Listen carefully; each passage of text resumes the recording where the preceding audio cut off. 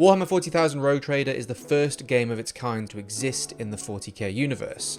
But what does it mean for Rogue Trader and for Warhammer games as a whole? I caught up with Alexander Gusev, the creative director for Rogue Trader at Owlcat Games, to find out a little more about Warhammer 40k's first CRPG, what it's offering to Warhammer fans, the game's characters, the setting of Rogue Trader, and more. One of the key things is that in the world of 40k, Rogue Trader dynasties have an incredible amount of freedom due to their warrant of trade. This is a letter of appointment that elevates their authority to that may sometimes equal space marines and even planetary governors. Some were even signed by the Emperor himself. This incredible freedom within the 40k universe can now translate to the freedom of the player.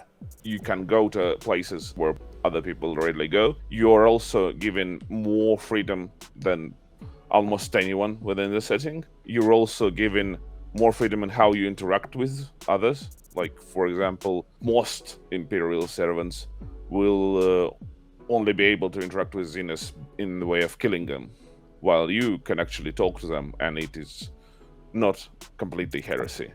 Alexander alluded to some of the potential party members that may be available to you in your travels and only accessible due to your freedom and status. While I was told most of your party would be human in nature, some are less human than others. There are individuals such as a Space Marine, a Sister of Battle, a Navigator of the Warp, a selection of Psychers, both sanctioned and unsanctioned, but when it comes to fully non-human Xenos party members... Concerning non-human races, there are Eldari Ranger, featured on the Guild, and that's not the only Xenos companion you will have. Now what those races could be, we may have to wait a little while to find out. Perhaps a Kroot mercenary, maybe a squat to tie in with Games Workshop's release of Leagues of Votann, or maybe even a Jokero companion. I'm looking forward to reading your theories in the comment section below. But who are these characters going to be? Who are you going to be? I asked about things like classes and careers, and how your Rogue Trader will start and grow through your campaign. Alex said that they have a career system that will reflect both the background of your character, but also the abilities available to you as you level up through the game. In the lore of Warhammer, many Rogue Traders start off as members of the Imperial Guard, Navy, merchants, planetary commanders, or even in rare cases, part of the Inquisition.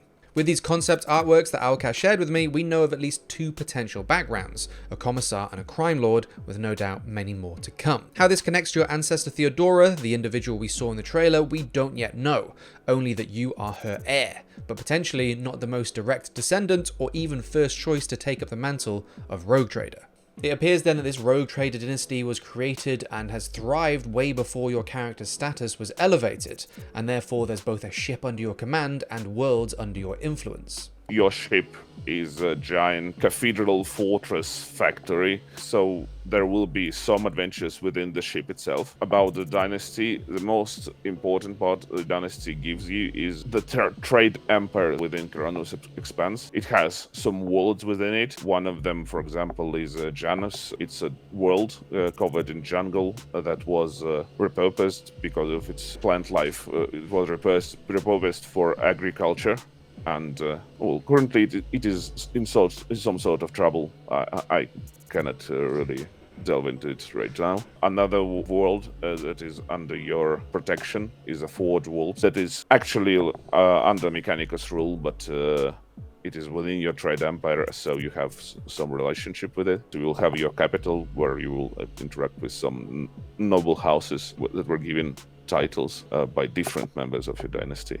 But for example, I mentioned the Forge world within your empire. It is up to you to choose what will be produced there, and some of the things that you can decide to produce there are not as legal or as loyal to the Imperium. Several things that we consider to be CRPG cornerstones. One of them are companions. When we mention CRPG, we always mean it to be companion focused, so we will have companions, and those companions will not be just units that travel with you, and they will have their stories, they will have their dialogues, they will interrupt your dialogues and add things that they think. They can disagree with you, and sometimes these disagreements can become violent, and they can also disagree with each other. There are tensions between some factions are quite high, so as you might imagine, for example, Adeptus Sororitas or Space Marine can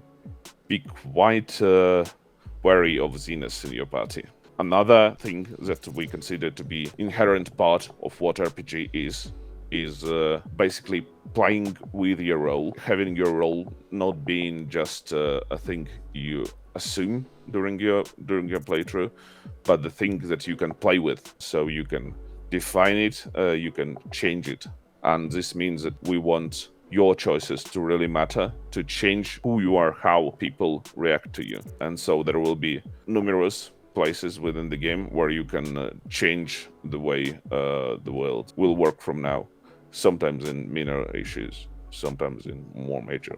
No other Warhammer 40,000 game has boasted this much choice, freedom, exploration, or interaction with its universe. But with the extra depth that a CRPG allows comes the risk of players that are new to the franchise feeling overwhelmed or lost within webs of lore and buzzwords. This has often been an issue when it's come to me pitching Warhammer 40,000 to my friends that might be interested, but it appears that Owlcat has similar thoughts, and are building this game with both depth and approachability in mind when it comes to players exploring the rogue trader's Coronis expanse. The Imperial presence there exists, but it isn't as complete as within other sectors. So there are still places to explore, still places to find stuff that wasn't seen by humans. Warhammer lore, while it is expansive and deep in places, is not open to normal citizen within the Imperium. Basically, the lower you are in your station, the less you will actually know. This ties greatly into our idea of explaining it to you, because at the start of the game, you're just living on the ship, basically. And from this onwards, we can explain to you first what Rogue Trader is, what exactly is happening at all there. Then we can explain how Imperium works. Then we can explain what Xenos, Chaos, and so on, and delve deeper and deeper into some things.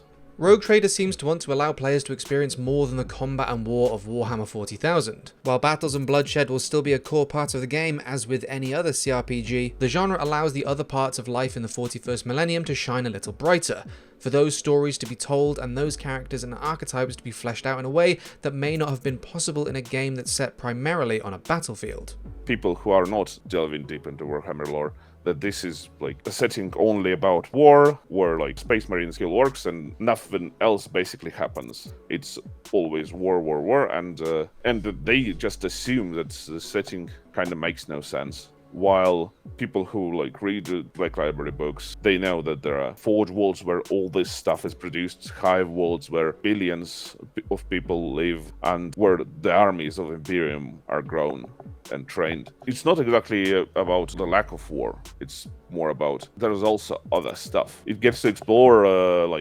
uninhabited worlds, graveyards of civilizations. It gets to explore how Frontier works, how planets get into Imperium, how it happened that Imperium spans a whole galaxy. It's because of people basically like you. These are pretty lofty goals for Warhammer 40,000's first CRPG, but if Owlcat can accomplish them, then Rogue Trader will allow players to interact and explore the universe of 40k in a way that we've just not seen before. And hopefully in a way that will appeal to both the die-hard fans of the collection of Black Library books and piles of plastic, to those who are just first entering into the world of 40k, to the people who want the intense combat and to see a Space Marine in action, or even to the players out there who want to see what 40k is life beyond the barrel of a bolt gun. In the Grimdark future, there may only be war, but that doesn't mean that there isn't anything else.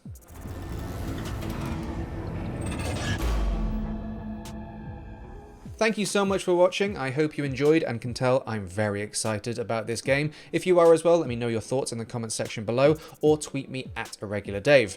Make sure to like the video, subscribe for more like this, and I'll see you in the next one.